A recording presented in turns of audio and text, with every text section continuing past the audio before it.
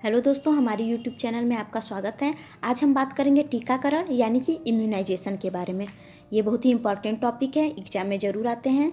तो दोस्तों अब हम जानेंगे टीकाकरण क्या है। टीकाकरण वह प्रक्रिया है जिसके द्वारा किसी वैक्सीन की एक या अधिक खुराक इंजेक्शन या मुंह द्वारा शिशुओं को दी जाती है, जिससे उनका संक्रामक रोगों से बचाव किया जाता है। तो दोस्तों टीकाकरण के बारे में और जानने के लिए हमारे वीडियो को अंत तक जरूर देखें। अब हम जानेंगे कि कौन सा टीका किस बीमारी से बचाव करता है। BCG ये टीका क्षय रोग से बचाव करता है यानी कि टीबी से। OPV ओरल पोलियो वैक्सीन यानी कि पोलियोमाइलाइटिस पोलियो से बचाव करता है। हेपेटाइटिस B ये हेपेटाइटिस B नामक बीमारी से बचाव करता है। पेंटावैलेंट ये 5 बीमारियों से बचाव करता है। पेंटा मतलब 5, जिसमें है हमारा डिप्थीरिया, परट्यूटिस, टेटनस, हीप संक्रमण जिसमें निमोनिया तथा मेनिंजाइटिस होते हैं, और हेपेटाइटिस B। हमारा नेक्स्ट है RVV यानी कि रोटावायरस वैक्सीन। तो ये रोटावायरस दस्त रोग से बचाव करता है। हमारा नेक्स्ट है IPV यानी कि इनएक्टिवेटेड पोलियो वैक्सीन। ये पोलियो माइलाइटिस से बचाव करता है। हमारा नेक्स्ट है खसरा यानी कि मिजल्स। ये खसरा से बचाव करता है। MR यानी कि मिजल्स रूबेला, ये खसरा और रूबेला दोनों से बचाव करता है।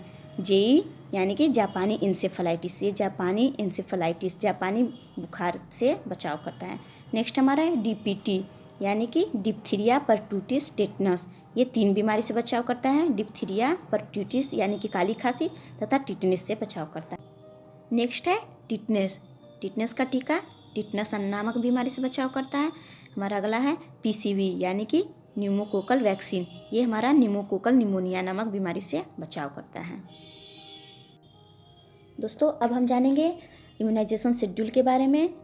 ये याद कर लीजिएगा कि कौन सा टीका कब दिया जाता है, किस टाइम पे दिया जाता है, कितनी मात्रा में दिया जाता है और कहाँ दिया जाता है। ये याद करने वाली चीज़ है, इससे क्वेश्चंस आते हैं। तो इसमें हमारा पहला है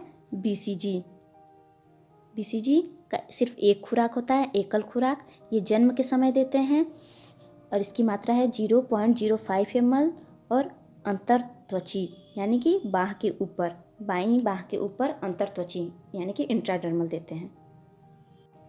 नेक्स्ट टीका है हेपेटाइटिस B।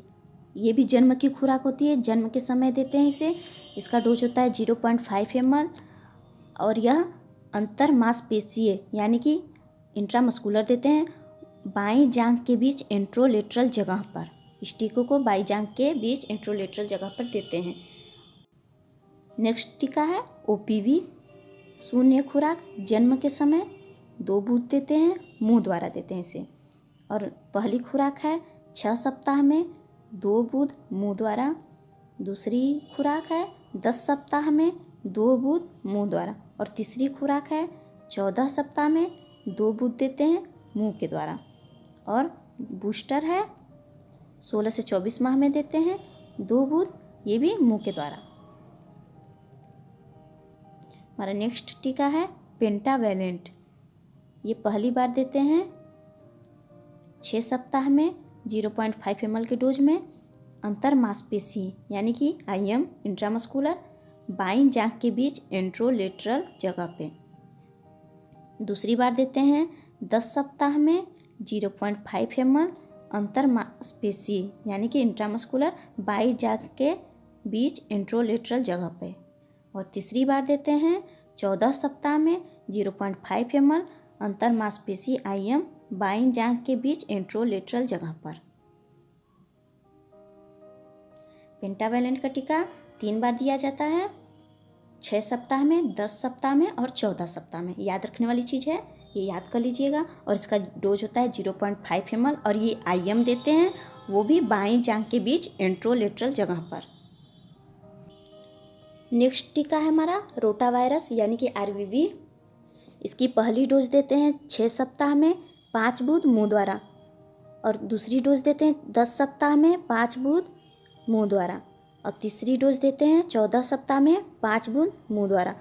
और याद रखने वाली चीज़ है कि रोटावायरस की दवा गुलाबी रंग की होती है और ये 3 बार देते हैं, 6 सप्ताह में, 10 सप्ताह में और 14 सप्ताह में। और ये वैक्सीन हमेशा पेंटा के साथ देते हैं। पेंटा फर्स्ट के साथ रोटावायरस फर्स्ट, पेंटा सेकेंड के साथ रोटावायरस सेकेंड, पेंटा थर्ड के साथ रोटावायरस थर्ड। 5 बूथ देते हैं मुंह द्वारा। नेक्स्ट है PCV यानी कि न्यूमोकोकल वैक्सीन। इसकी पहली डोज देते हैं 6 सप्ताह में 0.5 ml। IM देते हैं दाई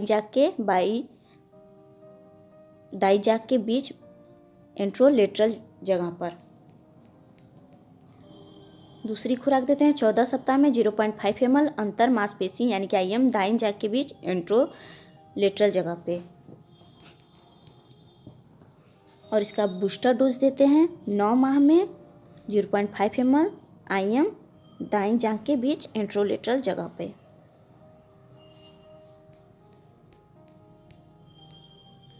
अब हमारा नेक्स्ट है IPV यानी कि इनएक्टिवेटेड पोलियो वैक्सीन। ये पोलियो से बचाव करती है। इसकी पहली डोज देते हैं 6 सप्ताह में 0.1 ml अंतर त्वची यानी कि इंट्राडर्मल दाईं बांह के ऊपर। दूसरी खुराक देते हैं 14 सप्ताह में 0.1 ml अंतर त्वची यानी कि इंट्राडर्मल दाईं बांह के ऊपर। IPV का टीका पेंटा फर्स्ट के साथ IPV फर्स्ट देते हैं, पेंटा थर्ड के साथ IPV सेकेंड दिया जाता है 6 सप्ताह और 14 सप्ताह में। नेक्स्ट है खसरा या MR, खसरा या मीजल्स रूबेला, खसरा रूबेला। इसका पहला खुराक देते हैं 9 माह पूरे होने पे 0.5 ml अंतर त्वची। ये यहाँ पे अंतर त्वची दिया है, अंतर त्वची नहीं होगा, यहाँ पे होगा सबक्यूटेनियस दाईं बांह के ऊपर। दाईं बांह के ऊपर इसे देते हैं। और इसका बूस्टर डोज होता है वो 16 से 24 माह में देते हैं 0.5 ml देते हैं और वो भी सबक्यूटेनियस दाईं बांह के ऊपर। और ये मीजल्स और रूबेला से बचाव करता है। हमारा नेक्स्ट टीका है JE का टीका। इसकी पहली डोज देते हैं 9 से 12 माह के बीच में देते हैं 0.5 ml सबक्यूटेनियस दिया जाता है बाईं बांह के ऊपर। और इसकी दूसरी डोज देते हैं 16 से 24 माह के बीच में 0.5 ml के डोज में सबक्यूटेनियस दिया जाता है बाईं बांह के ऊपर। और नेक्स्ट टीका है DPT यानी कि डिप्थीरिया परटूसिस टेटनस का टीका। इसका पहला बूस्टर डोज दिया जाता है 16 से 24 माह के बीच में 0.5 ml IM देते हैं बाईं जांघ के बीच एंट्रोलेटरल जगह पे। और दूसरी बूस्टर डोज देते हैं 5 से 6 वर्ष के बीच में 0.5 ml IM बांह के ऊपर। नेक्स्ट टीका है TT का यानी कि टेटनस टॉक्साइड। ये टेटनस बीमारी से बचाव करती है। इसका पहला डोज देते हैं 10 वर्ष में 0.5 ml अंतर मांसपेशीय यानी कि इंट्रामस्कुलर बांह के ऊपर। और दूसरी खुराक देते हैं 16 वर्ष में 0.5 ml अंतर मांसपेशीय बांह के ऊपर यानी कि इंट्रामस्कुलर। नेक्स्ट है अब TT का टीका जो गर्भवती महिलाओं के लिए होता है। इसकी पहली खुराक देते हैं जितनी जल्दी हो, गर्भावस्था का पता चलते ही जितनी जल्दी हो सके उतनी जल्दी देना है 0.5 ml डोज में IM बांह के ऊपर। और दूसरी खुराक देते हैं पहली खुराक के 4 सप्ताह बाद यानी कि 28 दिन के बाद दूसरी खुराक देते हैं 0.5 ml अंतर मांसपेशीय बांह के ऊपर IM। और इसका बूस्टर डोज दिया जाता है यदि गर्भावस्था के 3 वर्षों के दौरान TT की 2 खुराकें मिल चुकी हों तो बूस्टर डोज दिया जाता है। ये 0.5 ml अंतर मांसपेशीय बांह के ऊपर। दोस्तों आपने टीकाकरण सारणी देख लिया है जिसमें 5 साल में 7 बार टीके दिए जाते हैं। पहली बार जन्म के समय, दूसरी बार 1.5 माह में, तीसरी बार 2.5 माह में, चौथी बार 3.5 माह में, 5वीं बार 9 माह में, 6वीं बार 1.5 साल में, 7वीं बार 5 साल में। 7 बार टीके दिए जाते हैं इस तरह से 5 साल 7 बार। दोस्तों ये देख लीजिए कौन सा टीका किस तरह से रखा जाता है, कौन सा आइस पैक के ऊपर रखा जाता है, कौन सा आइस पैक के नीचे रखा जाता है, किस टीके को आइस पैक के होल में रखते हैं और किस टीके को आइस पैक के ऊपर रखते हैं। दोस्तों अब हम जानेंगे वैक्सीन के प्रकार, कितने प्रकार के वैक्सीन होते हैं और इसका विवरण उदाहरण। इसमें हमारा वैक्सीन 4 प्रकार का होता है। लाइव एटुनेटेड वैक्सीन निष्क्रिय या मृत vaccine, recombinant vaccine, toxoid vaccine.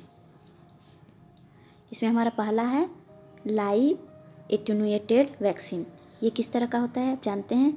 इस तरह के वैक्सीन में रोग पैदा करने वाले जीवाणु, बैक्टीरिया एवं वायरस की जीवित अवस्था होती है, जिसे प्रयोगशाला की परिस्थितियों में कमज़ोर किया जाता है।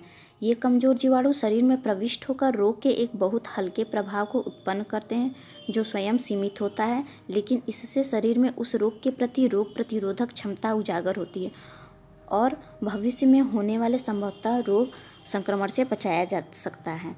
तो इसका उदाहरण है BCG, OPV, खसरा रुबेला, रोटा वायरस वैक्सीन, जापानी इंसेफेलाइटिस वैक्सीन। और नेक्स्ट है निष्क्रिय या मृत वैक्सीन। अब इस तरह की वैक्सीन में रोग पैदा करने वाले जीवाणु, वायरस एवं बैक्टीरिया की मृत अवस्था होती है। यह शरीर में प्रविष्ट होने के बाद प्रतिरूप नहीं करते, पर शरीर में उस रोग के प्रति रोग प्रतिरोधक क्षमता बनाए रखने के लिए एक से अधिक खुराक एवं बूस्टर खुराक देने की आवश्यकता होती है। इसका उदाहरण है परट्यूटिस, हीमोफिलियस, श्रेणी B IPV। नेक्स्ट है रिकॉम्बिनेंट वैक्सीन। रिकॉम्बिनेंट वैक्सीन, इस तरह की वैक्सीन में रोग पैदा करने वाले जीवाणुओं का आनुवांशिक रूप से संशोधित किया जाता है। ये शरीर में प्रविष्ट होने के बाद एंटीजेनिक प्रोटीन पैदा करते हैं, जो उस रोग के प्रति प्रतिरोधक क्षमता को उजागर करता है। और इसका उदाहरण है हेपेटाइटिस B वैक्सीन। ये रिकॉम्बिनेंट वैक्सीन होता है। नेक्स्ट है टॉक्साइड वैक्सीन। नेक्स्ट टाइप है टॉक्साइड वैक्सीन। इस तरह के वैक्सीन में रोग पैदा करने वाले जीवाणुओं का टॉक्सिन निष्क्रिय अवस्था में मौजूद होता है, जो शरीर में प्रविष्ट होने के बाद उस रोग के प्रति रोग प्रतिरोधक क्षमता को उजागर करता है। इसका उदाहरण है डिप्थीरिया, डिप्थीरिया तथा टेटनस टॉक्साइड वैक्सीन। अब हम जानेंगे टीकाकरण के बाद दिए जाने वाले 4 संदेश। ये बहुत ही इंपॉर्टेंट है। हमेशा पूछा जाता है कि कितने संदेश दिए जाते हैं और कौन कौन से संदेश टीकाकरण के बाद दिए जाते हैं। वो हैं 4 बातें माँ बाप परिवारजनों के लिए। पहला संदेश देते हैं कौन सा टीका दिया गया और वह कौन सी बीमारी से बचाता है। दूसरा है टीकाकरण से कौन से मामूली प्रतिकूल घटना हो सकती है और ऐसी स्थिति में क्या करना चाहिए। तीसरा संदेश देते हैं अगला टीका कब और कहाँ लगाया जाएगा। और चौथा संदेश देते हैं टीकाकरण कार्ड को सुरक्षित रखें और अगले नियमित टीकाकरण सत्र में साथ लाएं।